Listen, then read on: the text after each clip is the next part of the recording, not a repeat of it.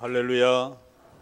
오늘도 주의 전을 찾은 우리 모든 성도님들이 예수님의 비전을 성취하는 인생들이 되기를 주의 이름으로 축원합니다. 우리는 세상을 살아가면서 저마다 꿈을 가지고 살아갑니다. 꿈이 없는 사람들이 있을까요? 아마도 단 한 사람도 꿈이 없는 사람은 없을 것입니다. 일찍이 앞을 보지 못한 시각장애인이었던 헬렌 켈러가 이런 유명한 말을 했어요. 이 세상에서 가장 불쌍한 사람은 꿈이 없는 사람이다. 그렇습니다. 우리가 나름대로 내일을 바라보면서 뭔가 꿈꾸는 것이 없다면 그 사람은 정말 불행한 사람 또는 불쌍한 사람이라고 말할 수 있을 겁니다.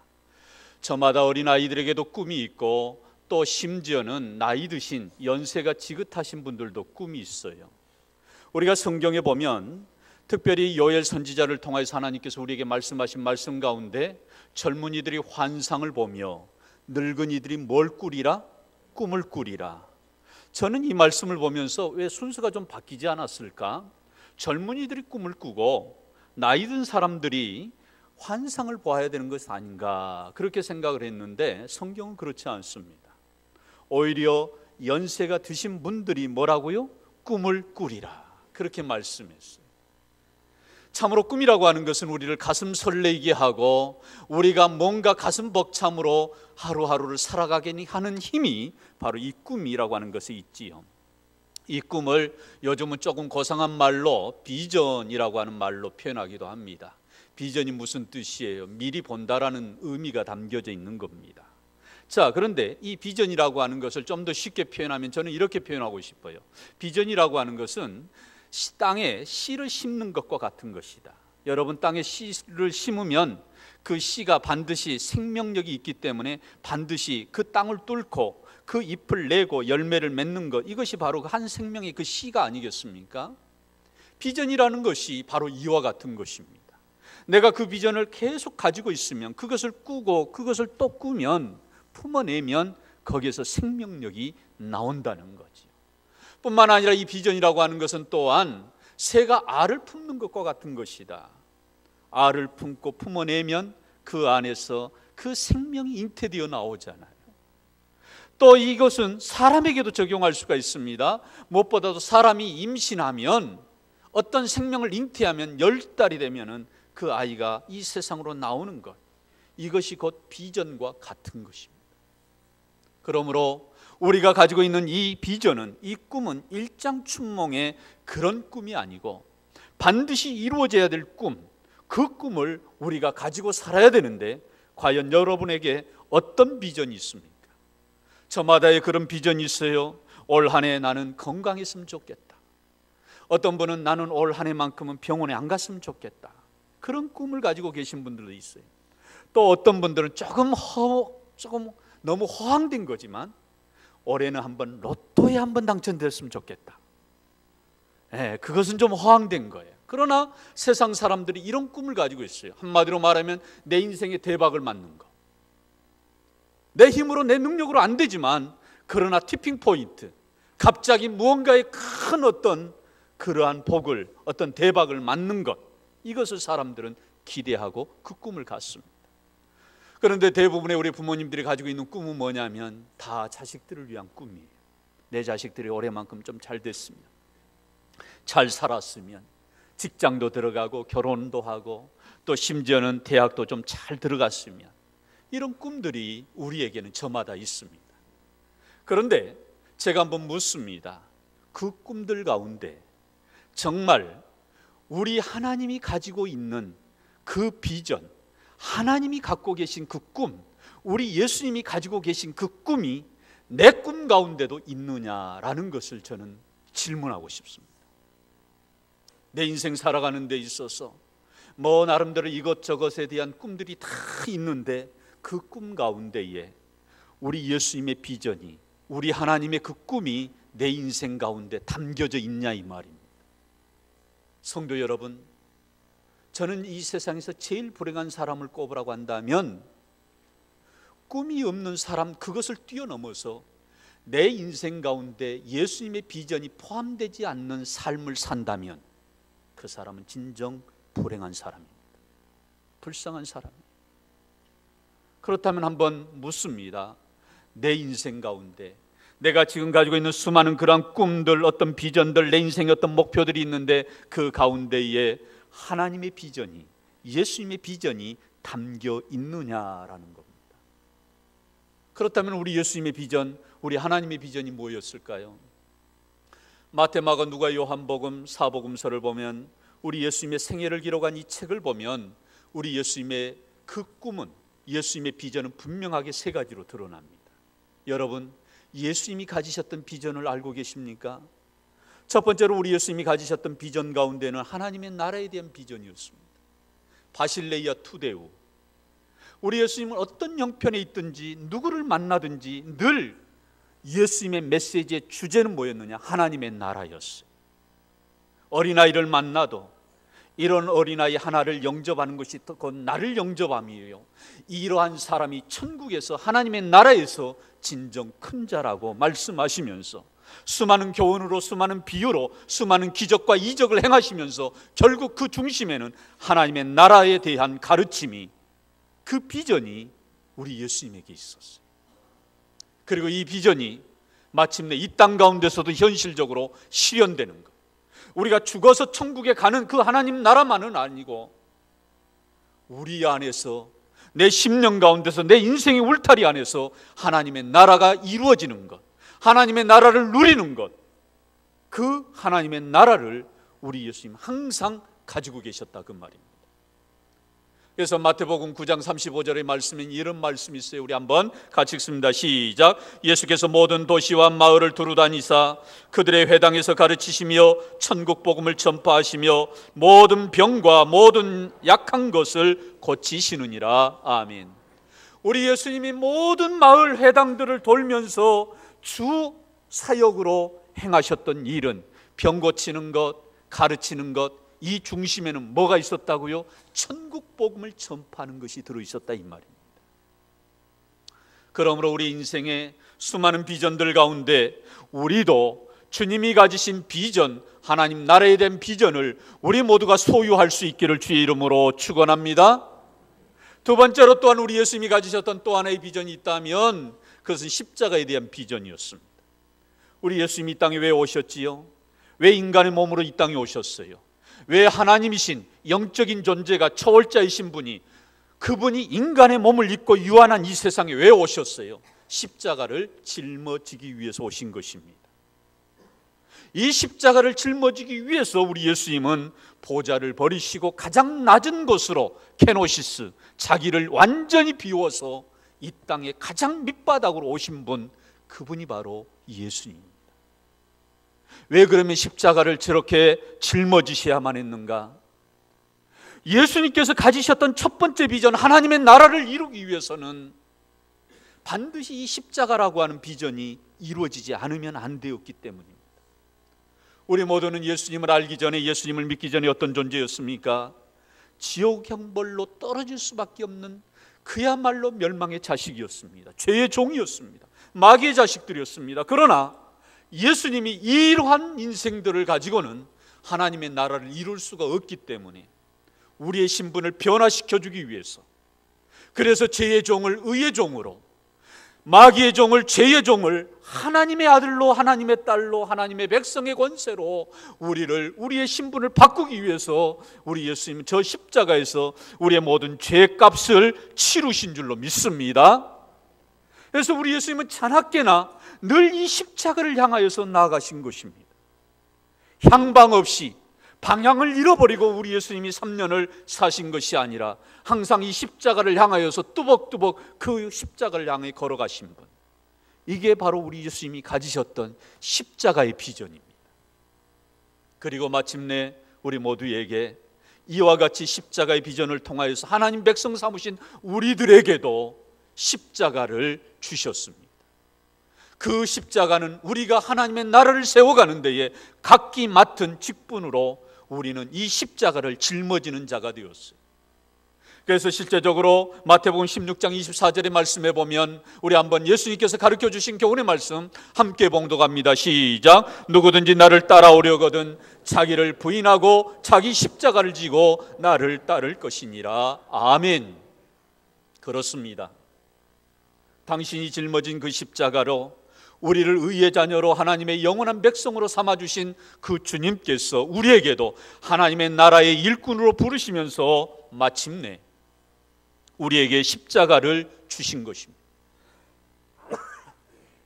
그러므로 저와 우리 모두가 이 십자가의 비전을 가지고, 예수님의 이 비전을 가지고 사는 우리 모든 성도들 되기를 주의 이름으로 축원합니다. 마지막으로 또한 우리 예수님이 가지셨던 또 하나의 비전은 바로 교회에 대한 비전이었습니다. 교회, 우리 예수님은 이 교회를 통하여서 당신의 나라를 완성하기 위함이었습니다. 여러분, 교회를 저는 인큐베이터로 표현하고 싶습니다. 인큐베이터를 아십니까? 엄마의 뱃속에서 10달 동안 이 아이가 잘 있다가 나와야 되는데 미숙아로 나오면 그 아이가 이 환경에서, 이 세상의 환경에서 살아날 수가 없는 거예요. 그래서 그 아이가 온전하게 성장하도록 도와주는 그 시설이 바로 인큐베이터입니다. 우리 집사님 딸 중에 하나가 인큐베이터에서 석 달 넘게 있었어요. 600g으로 태어났어. 그 아빠 말이 그러더래요. 딱 요만하더래요. 자기 아이가. 생각해 보세요. 요만한 정도의 크기의 아이가 돼야 되는데 한 3.2kg, 3.4kg 이 정도가 보통이잖아요. 안아볼 수도 없는 너무나도 작은 아이. 그래서 그 인큐베이터에서 그 엄마의 환경보다는 못하지만 그래도 산소를 불어넣어주고, 그래서 영양분이 공급되게 하고 체온이 유지되도록 인큐베이터에서 양육이 되는 것입니다. 그래서 거기에서 양육이 이루어짐으로 인해서 비로소 세상 가운데서 살아갈 수 있도록 양육되어지는 것, 그것이 인큐베이터인데 그것이 바로 교회라고 하는 것입니다. 여러분, 교회는 바로 인큐베이터입니다. 영적인 인큐베이터. 우리 모두가 그냥 왔다 갔다 하는 정도 가지고는 우리는 온전하게 성장할 수가 없어요. 양육을 받아야 되는 거예요. 그리고 훈련을 받아야 되는 거예요. 그래서 저 세상 가운데서 거친 그 세상 가운데서 죄악을 이겨내고 어떤 고난을 이겨내고 수많은 유혹을 견뎌낼 수 있는, 이겨낼 수 있는 그런 믿음의 그 신앙의 그 영성을 길러내는 것이 바로 이 교회, 영적인 인큐베이터인 이 교회를 우리 예수님께서 항상 이 비전으로 가지고 계셨어요. 그래서 부활하여 승천하신 예수님께서 마침내 이 교회를 세우시는데 그 교회를 세우는 이야기가 뭐냐? 사도행전의 이야기고 그 신약성경 사도행전 이후로의 이야기입니다. 교회를 세우고 성도들을 세우고, 그래서 그들을 통해서 하나님의 나라를 이루어가는 이 비전을 가지고 우리 예수님 사셨다, 그 말입니다.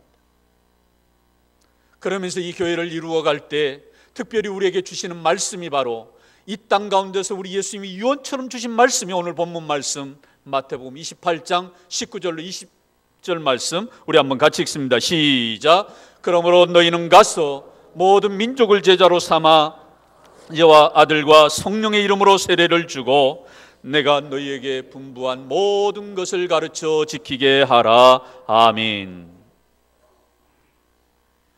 우리 예수님께서 하나님 나라에 대한 비전, 십자가에 대한 비전, 교회의 비전을 가지고 이제 제자들에게 이 비전을 이룰 수 있도록 명령을 내리신 것입니다. 명령을 내릴 때 수많은 그러한 말씀 가운데 특별히 우리가 주목하고자 하는 말씀, 너희는 가서라고 하는 구절을 우리는 주목해야 됩니다.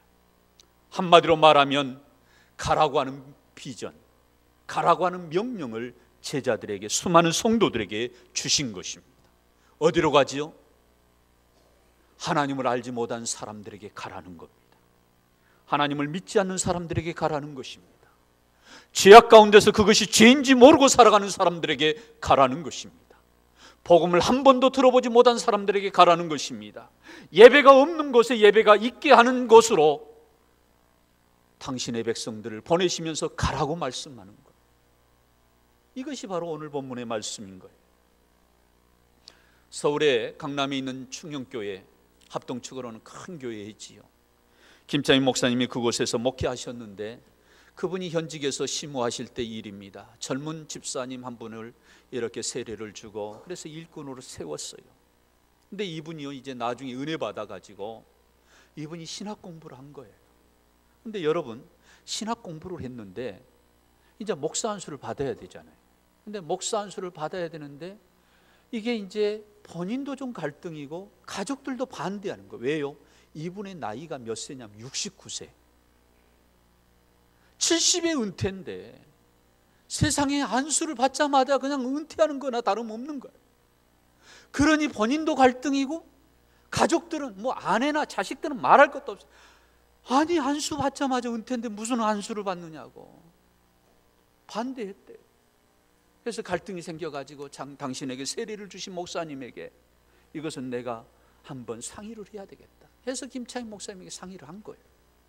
그랬더니 이 목사님이 하나님의 뜻이 있는 것 같으니까 안수를 받으시라고 하고 안수를 받았어요. 여러분, 이분이 어떻게 사신 줄 아십니까? 김창익 목사님도 잊어버렸어요. 그리고 나서 세월이 20년이 지났습니다. 20년이 지났으면 몇 세예요? 89세. 그 해에 그분을 만났는데 이분이요 중국에 가서 선교를 했대요.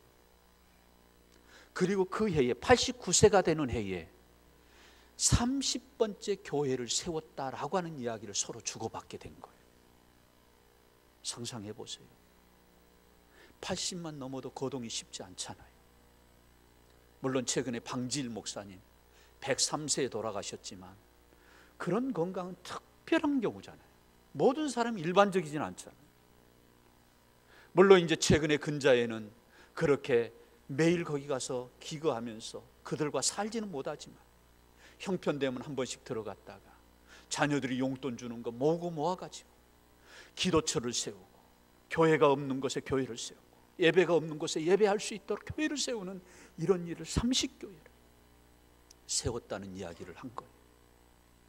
성도 여러분, 저는 이 목회 이 경험을 제가 들으면서 요엘 선지자를 통해서 주신 말씀이 떠오르더라. 늙은이들이 뭐 할 것이요? 꿈을 꾸리라. 이 목사님이 89세가 되었는데도 불구하고 어떻게 이런 일을 해요? 바로 하나님의 비전을, 예수님을 비전을 소유했기 때문에 이것이 가능한 줄로 믿습니다. 이것이 바로 그리스도인다운 모습이라는 것이죠.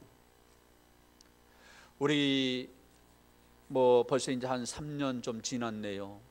저 수단에서 이렇게 선교를 했던 의료 선교사로 활동을 했던 이태석 신부, 울주마 톤즈라고 하는 영화로도 많이 알려진 친구가 되어주실래요? 라는 책으로도 많이 알려진 신부죠. 의사로서 그곳에 가서 혼자 병원도 짓고 그리고 심지어는 그 병실에 그 진료실 뿐만 아니라 보니까 병동을 지어가지고요 사람들이 거기에서 치료받는데 여러 날 기거할 때 보니까 태양열을 이렇게 또 설치를 했더라고요. 그런데 그런 기술을 혼자 손수 다 배운 거예요. 그리고 신발이 없는 애들은 신발을 이렇게 제작을 해가지고 신발을 만들어주고, 그러면서 또 청소년들 거의 그냥 길거리에서 그냥 놀고 있는 애들 모아다가 브라스 밴드를 만들어가지고 그 애들 이렇게 복음을 전하고 하나님의 사랑을 전하는 일을 그렇게 했어요. 그러다 어떻게 됐어요? 자기도 모르게 결국은 암에 걸린지도 모른 거예요. 그래갖고 40대 후반에 48에 그냥 떠난 거예요. 얼마나 그것이 아팠는지. 그래서 많은 그 수단 지역의 톤주 그 지역에 수많은 사람들이 이태석 신부의 그 영전 사진을 안고 우는 모습이 그 영화의 하이라이트가 아닌가 싶어요. 저는 이것을 보면서 선교는 이제 홀로 하는 시대는 좀 지났다. 할 수만 있으면 드림팀, 팀을 이루어서 해야 된다. 저는 그렇게 보였습니다.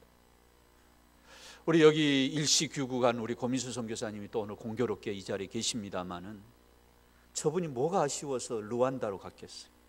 안정적으로 여기서 생활할 수 있는 그 병원에서 활동하고 학교에서 가르치는 교수 사역하면 충분하잖아요. 근데 왜 굳이 저 멀리 가겠어요? 바로 예수님의 비전을 가졌기 때문이 아닌가, 저는 그렇게 진단합니다. 여러분, 이 비전을 갖지 않으면 떠날 수가 없는 거죠. 왜 떠납니까? 이미 안정적인 직장과 삶의 기반이 다 갖춰져 있는데 왜 떠나겠어요? 왜 굳이 거기 가서 의학 공부를 하겠어요?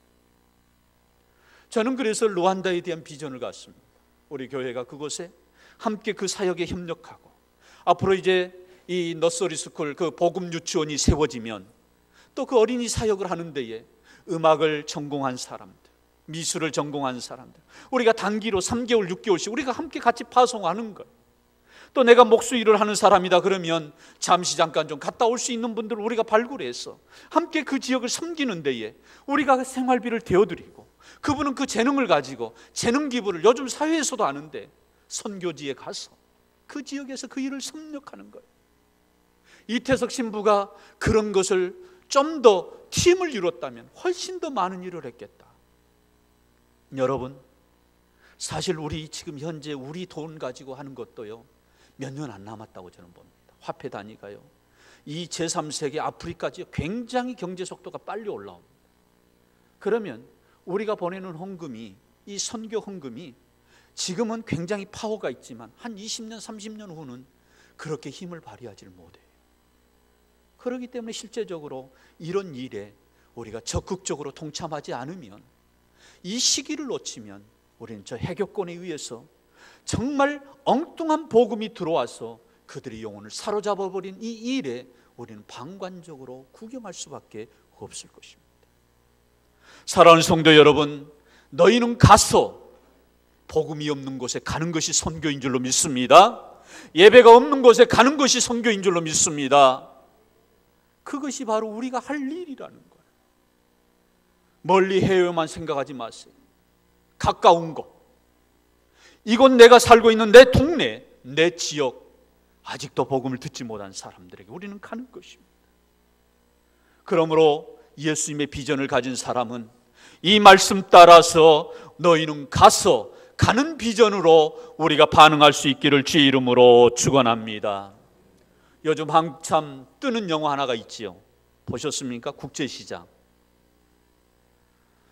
전쟁이 일어났던 그 시대에 흥남부두에서 이 부산항으로 내려오는 이 피난선을 타고 내려와야 되는 이 엄청난 치열한 그 경쟁 속에서 덕수라고 하는 이 7살, 8살짜리 이 애가 아버지와 헤어지는 장면이 나오지요.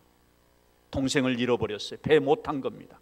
아버지가 그 동생을 찾으러 가는 과정 가운데 혹시 아빠가 이 배에 못 올라오면 네가 이 집안의 가장이야. 동생들 네가 이제 책임져야 돼. 정말 아버지가 그 배에 못 오릅니다. 그리고 부산으로 내려옵니다. 그러한 가운데서 이 어린 애들 데리고 어떻게 삽니까? 성장하는 과정 가운데서 파독 근로자로 광부로 일꾼을 뽑은다 할 때 그 동생들을 먹여 살리기 위해서 자기가 그 일에 자원합니다. 우여곡절 끝에 수많은 고생을 하고 수많은 위험한 일들을 겪습니다. 그리고 잠시 잠깐 와서 이제 다시 이제 한국에서 살려고 했는데 또 여동생이 시집을 가야 된답니다. 아내가 굳고 말립니다. 당신의 인생인데 왜 당신의 인생 안에 당신이 없느냐고, 왜 남을 위해서 사느냐고, 왜 가족만을 위해서 사느냐고, 이제 당신의 인생을 위해서 살라고. 이게 사실 우리 지금 부모님 세대들의 이야기 아니겠어요? 우리 아버지의 이야기고 우리 어머니의 이야기 아닙니까? 그런데 동생 시집 보내기 위해서 또다시 떠납니다. 그리고 나서 그 전쟁의 포화 속에서 살아남아서, 그래서 정말 살아 돌아옵니다. 그리고 어떡합니까? 그가 아버지에게 들었던 그 말, 네가 이 집안의 가장이야, 이 말을 기억하면서 이 덕수라는 이 사람이 이런 멘트를 하는 게 너무 감동적이더라고요. 아버지의 내 약속 잘 지켰지에, 이만하면 잘 살았지에, 근데 내 진짜 힘들었거든요. 부산 사투리 말로 이렇게 얘기를 하더라고요. 저는 이 한 배우의 고백을 들으면서 우리 예수님이 십자가를 앞에 두고 고백하였던 요한복음 17장 4절의 말씀이 떠오르더라고요. 우리 한번 읽어보실까요? 시작. 아버지께서 내게 하라고 주신 일을 내가 이루어 아버지를 이 세상에서 영화롭게 하였사오니. 그렇습니다. 우리 예수님도 같은 맥락으로 보면 이와 같은 고백을 하신 거예요. 하나님께서 예수님에게 주신 비전이 있습니다. 하나님 나라에 대한 비전, 십자가에 대한 비전, 교회에 대한 비전. 이 비전을 이루었다라고 말합니다. 그리고 내가 하나님을 영화롭게 하였사오니. 저는 이 고백을 들으면서 예수님의 비전을 품는 우리 모든 성도들이 나중에 하나님 나라에 갈 때 하나님 앞에서 저는 이렇게 고백해 보기를 원합니다. 하나님 아버지의 내 하나님의 약속 잘 지켰지에, 이만하면 잘 살았지에, 근데 진짜 저 힘들었거든요. 성도 여러분, 사실 우리가 이 비전으로 살면 이런 고백이 나올 수밖에 없는 거예요. 그때 우리 예수님께서, 우리 하나님께서 뭐라고 응답하실까요? 제가 그것을 연상해 보면서 이렇게 표현해 보았습니다. 그래, 내 사랑하는 아들아 딸아, 정말 잘하였다. 내가 내 힘든 거 다 한다. 내 눈물을 보았고 내 고통을 다 보았다. 정말 장하구나, 충성된 종아. 사랑하는 성도 여러분, 우리 주님은 반드시 우리에게 하나님의 비전을, 예수님의 비전을 품고 사는 사람들에게 이와 같이 말씀하시는 줄로 믿습니다. 우리는 금년 안에 살아가면서 내 인생 가운데 한번 내 비전을 한번 돌아보시기를 바랍니다. 과연 내 비전 가운데에 우리 예수님이 가지셨던 그 비전이 들어있는가? 바라기는 우리의 인생 가운데 예수님의 비전이 녹아져 있기를 주의 이름으로 축원합니다.